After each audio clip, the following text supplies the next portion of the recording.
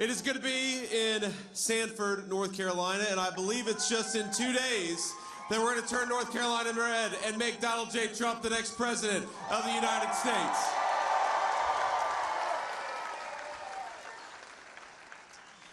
Now, I got to ask, who voted early in this? Wow. It's a big crowd. Well, and who is going to vote on Election Day? Good. All right. So most of us have voted early. You know what that means? You can spend the next 2 days getting everybody who hasn't voted early to the polls on Tuesday, November the 5th. And everybody, of course, who has already voted, you guys, you can't take the next 2 days off, right? You got to keep working. Got to keep getting people to the polls. The only way we're going to win this race is to swamp the vote and make this thing too big to rig. So let's go out and do that together. Now, there's a website that we set up called swampthevoteusa.com, swampthevoteusa.com, and I would normally say you can request a ballot or vote early, but you can't do that anymore in the state of North Carolina. So what you can do there is to check your registration, check your polling location at swampthevoteusa.com. You can also get involved in our turnout efforts. Look, right now in the state of North Carolina, it's about as good as we've ever had it. We have never gone into Election Day with an early vote lead in the state of North Carolina, and we are right now. We are leading the race.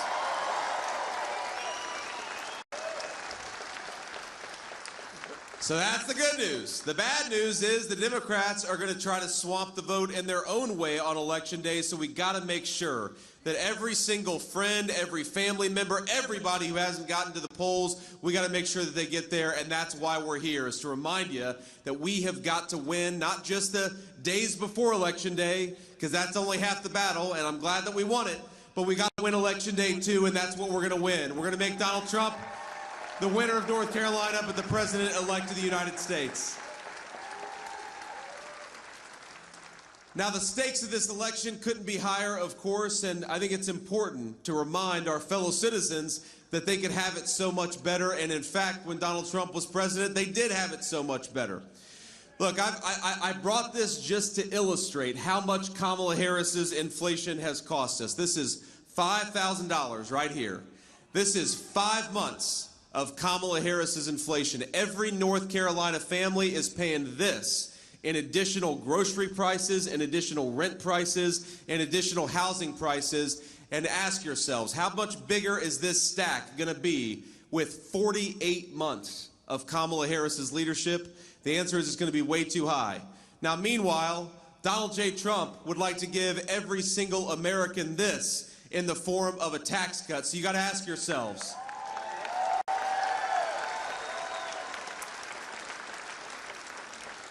you got to ask yourselves, every 5 months, do you want Kamala Harris reaching in your wallet and taking this out, or do you want a president of the United States who is going to give you more of your hard-earned money back and make it easier for you and your families to prosper? That's what's at stake for North Carolina.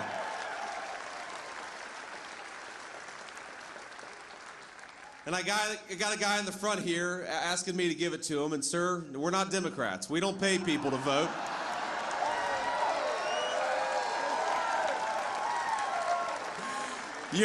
Your reward for voting for Donald J. Trump is that your checking account's going to get bigger because we're going to pursue common sense economic policies that make us all more prosperous.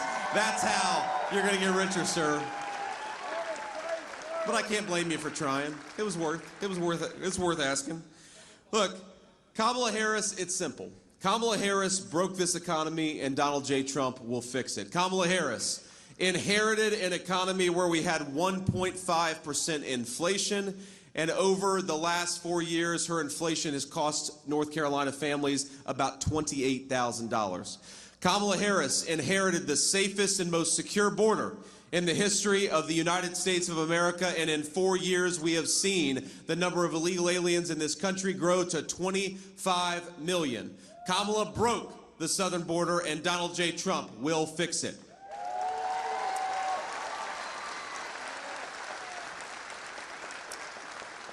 I don't know if you saw the jobs report a couple of days ago, but the American economy lost 28,000 private sector jobs. We lost 46,000 manufacturing jobs in just the last month. Kamala Harris broke the private sector economy, and Donald J. Trump is going to fix it.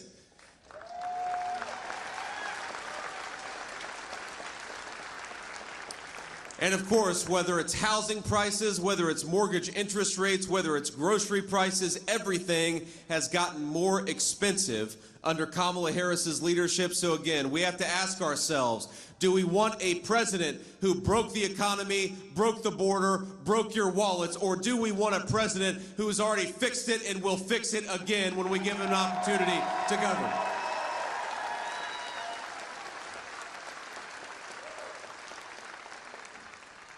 Now, here's the thing. I actually saw, I saw Tim Walz just a couple of days ago, my Democratic colleague who has to run around trying to convince the American people that Kamala Harris is fit to be President of the United States. We were on a tarmac in Las Vegas, Nevada, and we were about to hit the road and come to Arizona and then, of course, come back east where we're campaigning for the next couple of days. And, it occurred to me that I've had tough days at work, and I'm sure every single person in this room has had a tough day at work.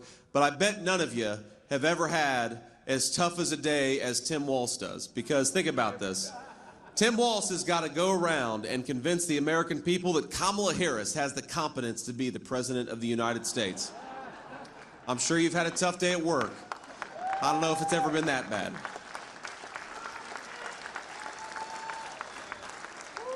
Tim Walz has got to go around the country and try to convince people that Kamala Harris, the sitting vice president, is somehow going to change and do something different over the next 4 years that she hasn't done over the last 4 years. Tim Walz has got to go convince people that Kamala Harris is going to be different than she has been. She's going to fix the problems that her policies created. You know what I get to go around and do? I get to go around and talk about the fact that when Donald J. Trump was president, we had the fastest rising take-home pay in 40 years in the United States of America. I get to go around and talk about the fact that when Donald J. Trump left office, inflation was at 1.5%. Americans can afford the basic necessities of a good life. And I get to go around and talk about the fact that when Donald J. Trump was president, we were able to secure the southern border, and we told people who came here illegally into this country, go back home and come through the proper channels. We're not welcoming illegal immigration by the hundreds of thousands. That is the Donald Trump record, and that is the Donald Trump plan for our future. And it's funny to watch Kamala Harris. She gives these interviews. And, on the one hand, obviously, I disagree with Kamala Harris on all these issues. I criticize her every single day. On the campaign trail, I criticize what she has done to the United States of America. And then on the other hand, she goes and does an interview, and I think she picks us up about 100,000 votes. So, Kamala Harris isn't all bad, right? Every now and then she helps us out. And here's the thing. When Kamala Harris, when she's got a teleprompter in front of her, she throws out a bunch of slogans, and sometimes they sound ridiculous and sometimes they sound okay, but we can't pay attention to the slogans of Kamala Harris. We've got to pay attention to what she's actually done. And what Kamala Harris has actually done is that she came into office and bragged about undoing Donald Trump's successful border policies. She came into office and said that she was going to go to war on American energy, and that's exactly what Kamala Harris did, and that's one of the biggest reasons why we can't afford groceries and why our citizens can't afford to buy a nice home. She came into office and said she cast a tie-breaking vote on trillions of dollars of new spending. And so every time you hear Kamala Harris stand before the American people with a teleprompter in front of her and say, on day one, we're going to tackle the affordability crisis, or on day one, we're going to secure the southern border, you can ask Kamala Harris, day one was 1,400 days ago. What the hell have you been doing for the past 4 years? Stop talking about your job and start doing your job.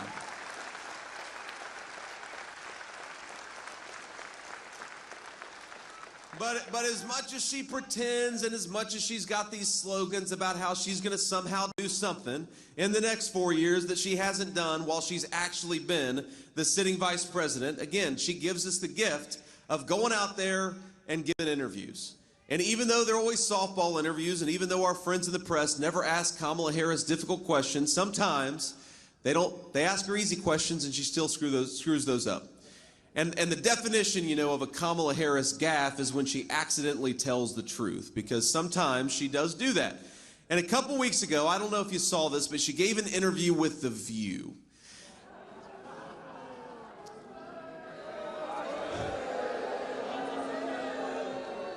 And I always say, look, the sacrifice I make as your next vice president is I watch Kamala Harris on The View so that you don't have to. Look, we need you. You're welcome. We need you as sharp as you possibly can be for the next 2 days, because we got to turn out the vote. So don't go and watch this interview, because you lose about 20 IQ points if you do. But I watched this interview, and remember, she talks about how different she's going to be from Joe Biden when she's got a teleprompter in front of her. But they ask her in this unscripted interview, what would you have done differently over the last 4 years? And think about all the things she could point to. The wide open southern border, the unaffordable grocery prices, all of the pain and suffering that her policies have caused for the American people. What would you have done differently over the last 4 years is the easiest question imaginable, and Kamala Harris says, nothing comes to mind. Well, think about this. How is the person who admits that she would have done nothing different over the last 4 years, how is she going to solve the problems that have been created by the last 4 years of policy? If she's not going to do anything differently, how is she going to lower your grocery prices? If she's not going to do anything differently, how is she going to make home ownership more affordable for our young people? If she's not going to do anything differently, how does she propose exactly to close the border that was opened under her watch? And the answer is she doesn't plan to do anything differently. So for the people of North Carolina, the choice is very clear. It's a choice between more of the same. More high grocery prices, more unaffordable housing, more open borders, more fentanyl in our communities, or the choice is, do we take this country in a different direction? Do we get back to peace and prosperity? Do we get back to the leadership of Donald J. Trump? And that's what we're going to do.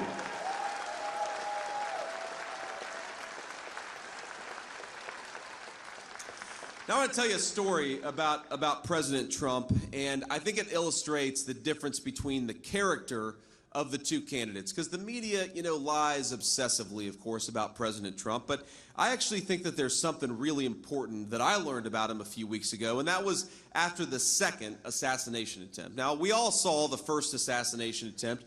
He raises his hand in the air and says, fight, fight, fight. I was inspired by that. I think that everybody here was. The act of defiance in the face of an assassin's bullet. But a few weeks after that, after a second assassination attempt, the president called me and told me what had just happened. And I said, oh my God, sir, are you okay? Clearly you're physically okay, but that's a traumatic thing to happen, a second assassination attempt in as many months. And he says, yeah, I'm doing fine.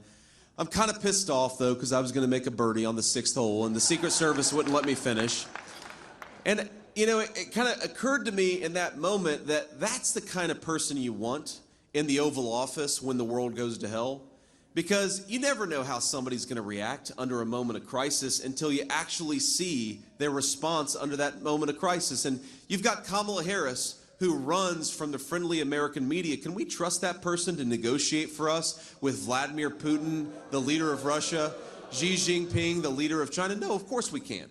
Because she can't even talk to the friendly American media. She sure as hell can't be trusted to negotiate on our behalf on the world stage. But you know who I do trust?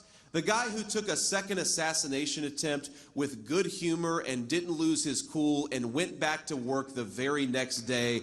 That's who we want doing the American people's business.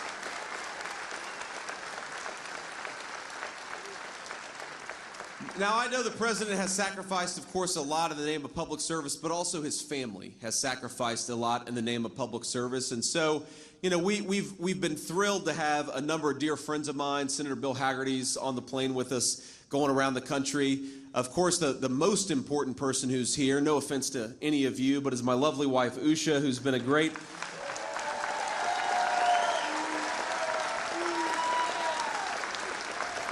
He's been a great partner, of course, but just my best friend, and it's fun to get to do this with your best friend. We've got the great Senator Ted Budd and his lovely wife. Thank you, Ted, for being here. But we've also had my dear friend and the president's eldest son, who I think would like to say a few words. Donald Trump Jr., come on up here and tell the people why they need to vote for your dad.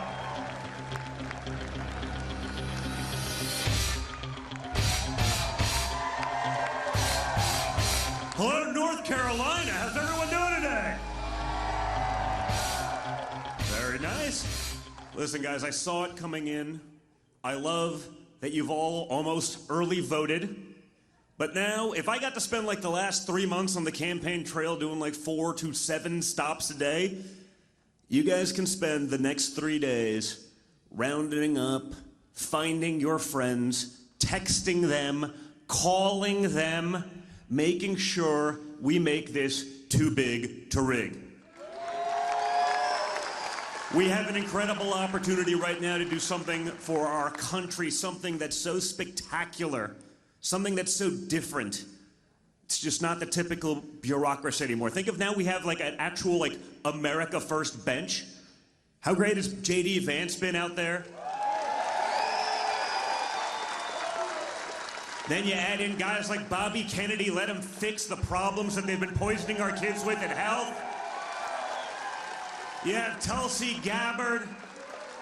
You got people from across the aisle coming in to finally put common sense first. And then you have the ultimate, Elon Musk. How about you put him in there and clear up some of the bottlenecks and the things that are broken in DC? I mean, the guy literally, he's putting things into space in like a few weeks. He started this a couple of months ago, and he's outperforming NASA. That's been doing it for like 75 years. I mean, isn't that perfect? Isn't that exactly what we need? And it's exactly why DC is pushing so hard against it. That's all they have. They have that bureaucracy. With that bureaucracy is money and power, and that's all they care about. You see it each and every day. So we can do something different, but we cannot do it by ourselves. We saw they can cancel the most powerful guy in the world. They can shut him down. They can censor him. They can manipulate him. They can say things he didn't say, or they take like the first like quarter of a sentence and just neglect to inform anyone about the rest of the sentence. Whatever they do for their narrative, they will do it. Okay, the fake news, they're gonna fake. We see that. And we also understand that we are not in a fair fight because of it. That is $1 trillion industry. You combine that with another $1 trillion in big tech, functioning as the propaganda arm of today's Democrat Party, and you realize we all have to function as a team together, and we can do that. I mean, I thought JD's example, JD pulling out that fat stack of Benjamins. We were in Vegas, one of the guys hit on a slot machine, not exactly the most manly form of gambling, but fine.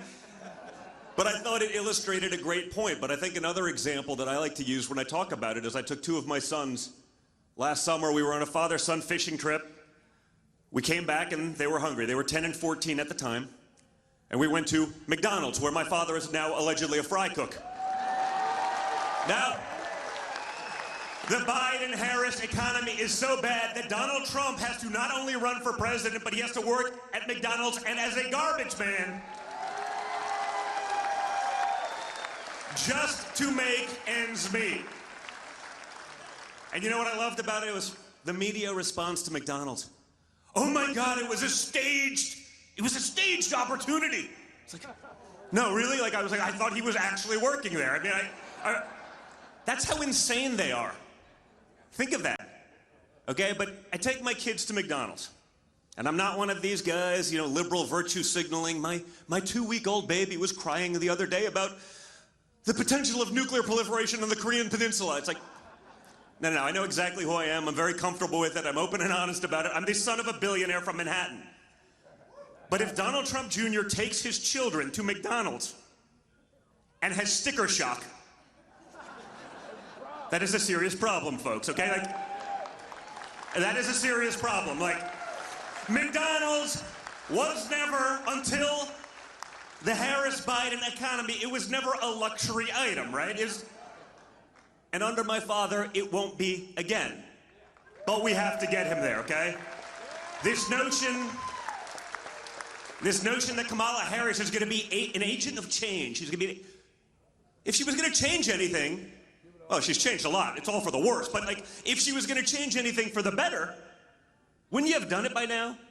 I mean, you are the vice president of the United States. You're number 2 in charge. And you can't come up with anything you would have done differently. Wouldn't have done Afghan withdrawal differently. Wouldn't have handled the border differently.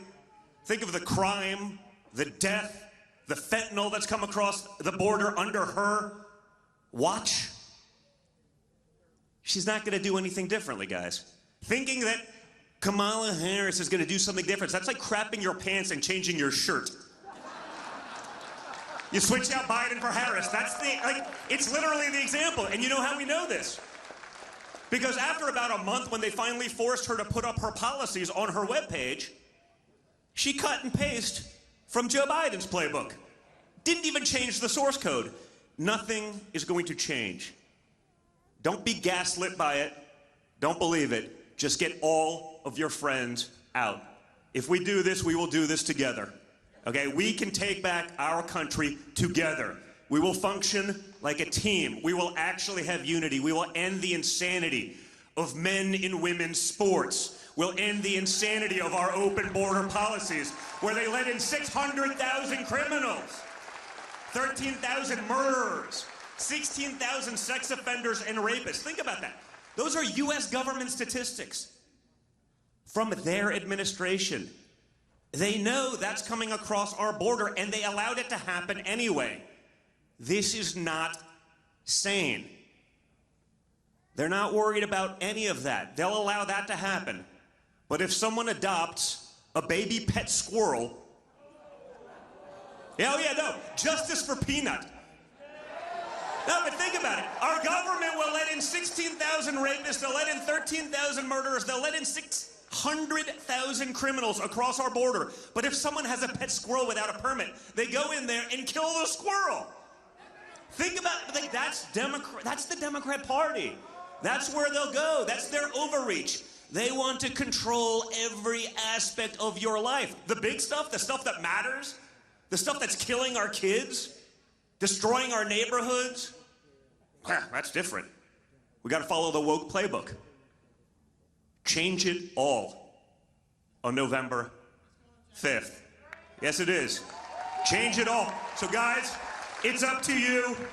JD's going to be in there. The whole team's going to be in there. But you guys have to make that possible. You guys have to be that catalyst for change to allow it to happen. So whatever you would do if you woke up on November 6th and Kamala Harris was president-elect, whatever you would do for that mulligan, whatever you would do for that do-over, do it for the next 3 days. You act and function like you're the third monkey in line for the ark and it's starting to rain. Because that's the reality of the situation. So North Carolina, thank you so much. JD, thank you so much. You guys are the best. We love you, and we will always, always, always keep fighting for every one of you. Thank you, guys.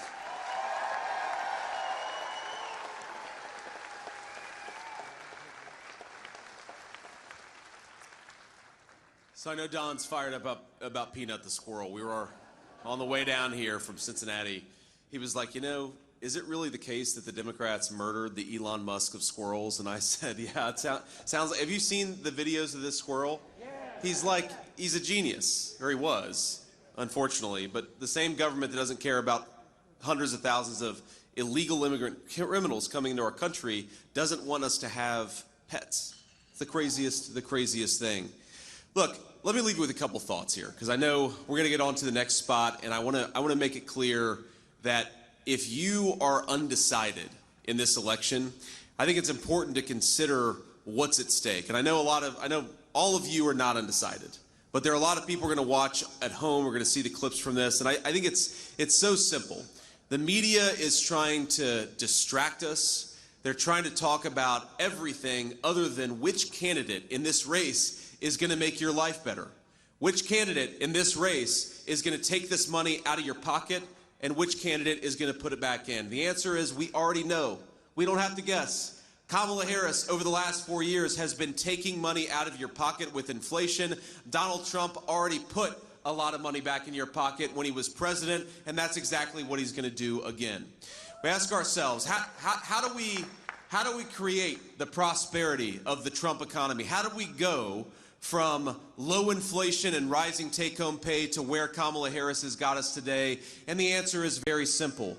Kamala Harris decided to wage war on the American energy industry. Because think about this. If the truck driver who's delivering the groceries to the grocery store is paying 45% more for diesel, then all of us are paying more for the groceries at the grocery store. If the guy delivering the lumber to the job site is paying 40% more for gasoline, then all of us are paying more for the house that was built at that job site. So the Donald Trump plan to get us back to economic prosperity is very simple. It's just about common sense. Where Kamala Harris would like us to buy oil and gas from tin pot dictators all over the world, Donald Trump wants us to drill, baby drill, buy it from American workers and American territory.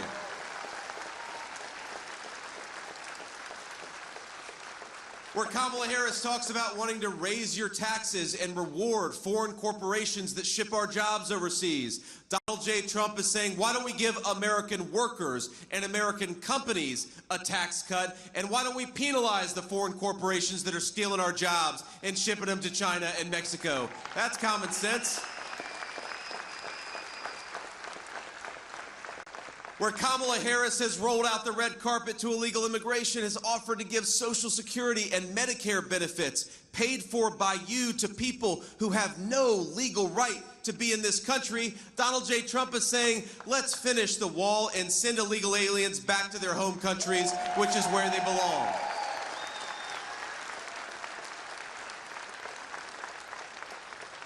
This is not rocket science, my friends. I really do believe that we're ready to unleash a golden age of prosperity in this country. We've got the best workers. We've got the best natural resources. We've got the most beautiful country in the world. The only thing that is broken about the United States of America is Kamala Harris's leadership in Washington, D.C. So in 2 days, I invite the people of North Carolina to join me in saying to Kamala Harris, you are fired. Go back to San Francisco where you belong. We don't want you in Washington anymore.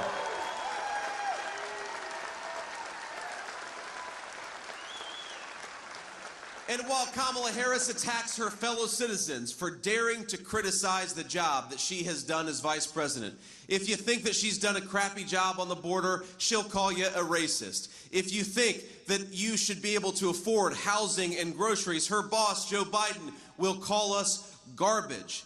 And here's the simple message to the leadership, the broken, corrupt leadership of Washington, D.C. Our fellow citizens are not garbage for not being able to afford groceries. The people of this country are not racist because they think that we ought to have a secure southern border. We are not garbage for thinking that we ought to kick the Mexican drug cartels and the poisonous fentanyl that they brought into this country the hell out of our country.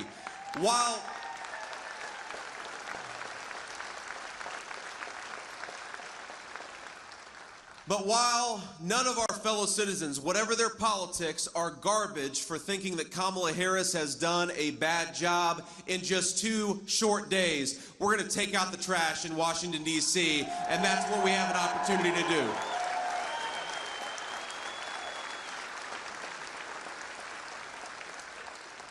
Now, we're going to have to hit the road, but I want to leave you with one final thought and one final request to continue to work to get out the vote.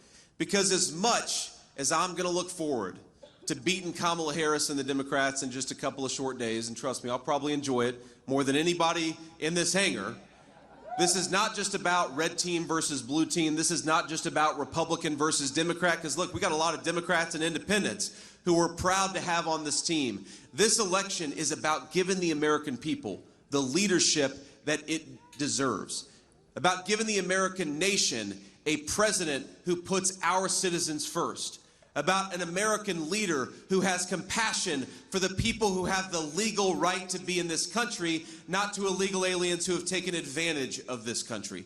That's what this election is about. And think about all of our fellow citizens, the people who built this country, the people who go to work every day and keep it running, and they're suffering right now.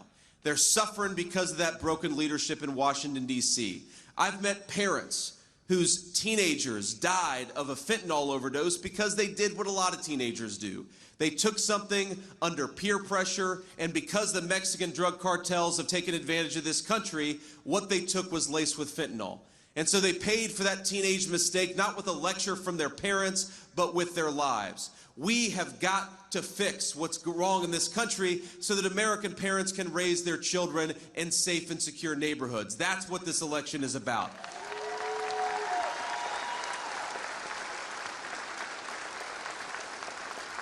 I talked to a woman who told me that for 40 years, she and her husband had a family ritual. They would do steak night every Friday night, but last year they canceled steak night for the first time in 40 years because the groceries got so expensive that they were unable to do something that they had done for a half of a century.